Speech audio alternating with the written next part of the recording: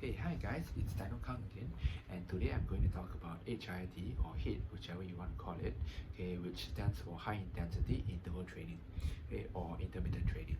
Okay, so before I start, do follow my Instagram page at dinokang, where I made a highlight reel on HIIT and like the whole hype about it, like why people are actually hyping over it, and some of the facts in clearer text if you find it easier to read. Okay, and also don't forget to subscribe and hit the bell button for more juicy fitness topics in future. Okay, first off, what exactly is HIIT, right? So I would say it is a training category in itself, right? Much like cardio or weight training. Okay, it's not actually a workout on its own.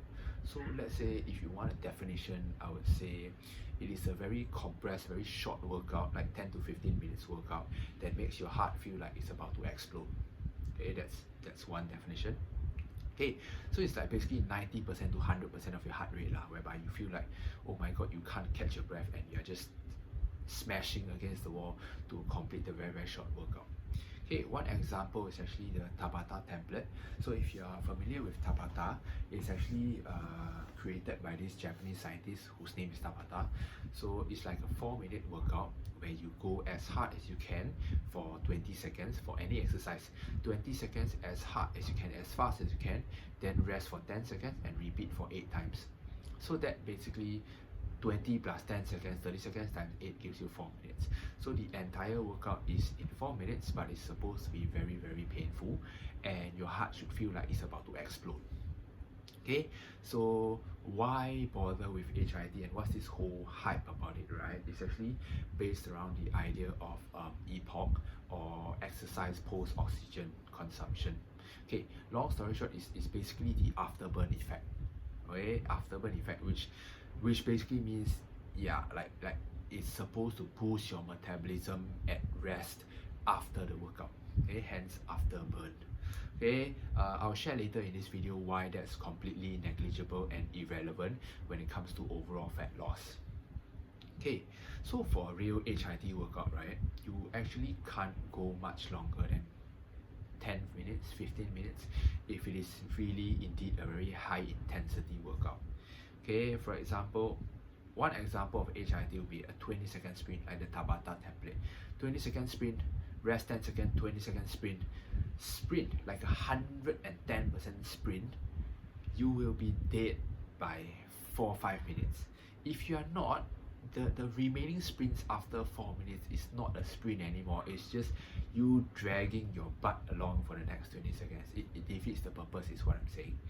So yeah, 10 to 15 minutes is as long as you can do a real HIIT, right? Okay, so yeah, so 45, when you tell your friends that you're doing 45 minutes of HIIT, it's actually not HIIT anymore, it's more like MIIT, medium intensity. Okay, so yeah, okay, so why exactly is HIIT so popular, right? Okay, because people actually believe that this afterburn effect is such an amazing thing, which it is not. Okay, they actually think that if you suffer hard enough and push yourself hard enough for this very short 10-minute workout, you are going to enjoy the benefits of boosted metabolism of about 200-300% over the next day or two. Okay, so that you just smash these 10 minutes, and then for the rest of the day, oh, I'm gonna be burning extra calories just sitting there and doing nothing. Okay, so that's the idea why it's so popular, because people actually believe that it is such a shortcut. It is not because it is better. Okay, so let me share a little bit more about the afterburn that I talked about, right? I'll give you some actual numbers to sort of put things into perspective lah. Okay, in 10 minutes, assuming you really try your absolute best and really go balls to the wall and do your burpees for 10 minutes non-stop with like 5-second break, 10-second break, and then after that you basically you're gassed, you're gone. Okay, in 10 minutes, maybe if you're very fit, I give you 150 to 200 calories maximum in 10 minutes. It's a very short time. Okay, the actual afterburn effect that you are getting from that very intense workout is about 20 calories, 30 calories. Okay, don't quote me on a number. My point is that it's a really small number. Okay, compared to, let's say, if you were to go for a longer walk or go for a jog. Like, put it into perspective, 20 calories is nothing. Okay, they may advertise HIIT like, oh my god, it burns you 10 times more fat or 10 times more calories compared to after doing traditional cardio, which maybe increases your metabolism by 2 calories. Then your HIIT increases by 10 folds, so 20 calories. I mean, overall, it's not relevant, it's negligible. It's just how HIIT products or services market HIIT lah. Okay, it's not that it's not true, it's that that information is not useful. 20 calories is nothing. Go for a 10-minute walk, you burn more than that. Okay, so just do that. So overall fat loss is always about calories in, calories out, right? So it doesn't make sense to think that it is so popular and it's so good just because I try to kill myself for 10 minutes and then I'll enjoy the benefits for the rest of the day. No, it doesn't work like that. Okay, so let me just drop some fun facts about HIIT. I actually posted this on my Instagram, so go and check it out again at dinokang. Okay, there's really nothing magical about HIIT lah. Okay, it's just like any kind of training. It's still hard work and it's still better than not exercising at all. But that being said, the benefits really depend on what exercises you are including in your HIIT workout. Okay, if you are doing like crunches, push-up, burpees, I mean, it's just a little bit of everything. It's nothing very specific, so it's not exactly going to improve your muscle tone or get you jacked. Like, it doesn't really build muscles. HIIT doesn't build muscles. HIIT is mainly cardio. Okay, nobody gets jacked from HIIT alone. Nobody. Okay, HIIT doesn't build muscles lah, as I mentioned, and it really isn't meant for building muscles in the first place. It is what it's meant for, right? It's meant for people who really don't have time. So the example that I use in my Instagram story is like, it's meant for Karen from accounting. Okay, it's people like that after work, go home, no time to work, need to cook, work life very shack one, or like early morning you got 20 minutes to get your workout and then rush to work. So people who really don't have time, HIIT is an option because it's better than no exercise, but don't expect to really like get muscles from it lah. Okay, it's better than nothing, I gotta say. Okay, HIIT is more of a compressed workout rather than a better workout. Okay, it is in fact a very rushed workout. It is most of the time not going to be a very good quality workout in terms of form and everything lah. But like I said, that's not the point. That's not the point of HIIT. The point of HIIT, the real point, is that it's shorter. Okay, more pain, less time. That's the main benefit. The main benefit isn't you lose more weight, isn't more afterburn or whatever. It's not. Okay, there will be a small group of people that actually benefit from the conditioning of that HIIT if it's specific to their sport lah.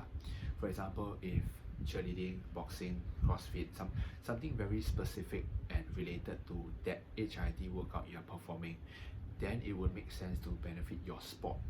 Okay, or like MMA. I think MMA is a good example of that. Okay, so moving on. Okay, I'm just going to discuss quickly HIIT versus traditional cardio versus weight training. Okay, so depending on your goals, okay, what you are setting for yourself, I'm just going to split it up into fat loss and muscle gain or muscle retention. For fat loss, traditional cardio is most of the time better because you simply burn more calories. Calories in, calories out. That's the end of the story. Okay, if you are still unsure about what a deficit means, what a caloric deficit means, do watch my episode 2 on caloric deficit and basically how to maintain a deficit or even attain one, and how to create that sustainable fat loss that we are looking for lah, if your goal is to lose the fat. Okay, yeah, so it means walking more, jogging more, running more is going to be more beneficial and rather burn more calories than a 10-minute very short, very intense workout, unless you don't have the time. Okay, so for muscle gain or muscle retention during a cut, okay, clear cut, weights are better, weight training is better, or something. Weight training meaning to say any kind of strength training, can be resistance band, can be good push-ups. can anything that induces sufficient mechanical tension across that muscle you're trying to train lah. Okay, so the stimulus becomes more important. You are not stimulating your biceps or triceps well enough when you're doing your burpees or sprinting for that matter lah. So HIIT is not a good way to build muscle. Okay, plain and simple. Okay, there's no debate there. Okay, so let's say you are looking for fat loss and muscle gain, which everybody's looking for that, right? Okay, so it's called recomposition. It's basically dropping some muscle fat, either retain muscle or gain a little bit of muscle depending on where you are, okay, with your training age. Okay, like if you're looking to look better in general or more toned, okay, weights are going to be better. Strength training is going to be better for you in the long run. Okay? Okay. HIIT, like I said, will be more appropriate for people who really don't have time. Okay, and yeah, by the way, no offense to people who are named Karen. It's just a stereotype lah. Okay, so yeah, don't sue me. And yeah, it's for people who don't have time or for people who have a very sport-specific goal. These are the two main reasons why anyone would even do HIIT. Okay, so now moving on. Why HIIT could actually be killing your gains. Okay, very simple, one word: recovery. Okay, if you are doing HIIT every single day, it is a guarantee that you cannot recover sufficiently from it. For example, if you are doing your maximum sprint every single day for like 10 sprints and not resting, so you're just sprinting for 20 seconds, rest, sprinting for 20 seconds, rest, sprinting for 20 seconds. It is extremely demanding on the body if you're doing that for 10-15 minutes, basically non-stop lah. Okay, it takes a toll on the body is what I'm saying, and it kind of affects your performance in the gym. You won't be able to function optimally. Okay, because long story short, it's just recovery. You can't recover from something so intense. There has to be some balance to it. Okay, if you're into lifting, you may be familiar with progressive overload, which is basically a fancy way of saying measurable improvement. Improvement that you can measure lah. If you are sprinting every day, you are not going to get better at sprinting per se. Okay, you are just gonna induce a lot of fatigue. Okay, how are you going to squat the next day? How are you going to deadlift the next day? Okay, and yeah, it's the fatigue is something that you need to manage if you are intending to do HIIT, because more often than not, HIIT, the intensity takes a toll on the body, and not everyone can perform optimally in the gym after the HIIT. Yeah, I'm just saying, some people can, I can't. I'm just saying, like, it can affect your gains in a sense where if you're really sprinting every night and then let's say your legs simply can't recover, how are you going to grow your legs? If you're doing HIIT push-ups, you're maxing out your push-ups every day, the next day you wouldn't be able to push well. Then you can't induce good tension and it wouldn't be a good quality workout is what I'm saying. Okay, prioritize the weights. Then HIIT, use it as a short cardio session. Okay, don't use it as a muscle building tool. Use the weights. Okay, Singapore gyms, the public gyms are pretty decent. Gyms are everywhere. If you're at home in other countries that you are still in lockdown, home workouts kind of work, but focus on the strength training component where you want to induce mechanical tension across your muscle fibers and really challenge a certain movement or a muscle rather than just beating the clock lah. Okay, it's not just smashing the clock and just go as hard as you can for the sake of it, just to prove how much pain you can take. Okay, so not to mention that it's also it's a shortcut to injury if you're gonna be doing sprints every day, like at maximum effort. Okay, because of the extremely high physical demand on the body. So you need to understand that training induces fatigue. You need to rest to recover from that to sort of get better. Okay, you can't keep pushing balls to the wall and then induce fatigue more and more. You are going to get injured. Okay, Yeah, at the end of the day, my closing statement is this lah. It depends on what your goal is. So I'm not saying that HIIT is bad or good or that you shouldn't do it or you should do it. Okay, but think about why you need to do it. If you enjoy it, go for it. If you don't have time, go for it. But if you're really looking to change your body, lose fat or gain muscle, there are better alternatives. Okay, yeah, HIIT definitely is not a very good way to optimize muscle gain lah. Okay, yeah, okay, once again, before I end off, hit the subscribe button and let me know what you think about this video in the comments. Okay,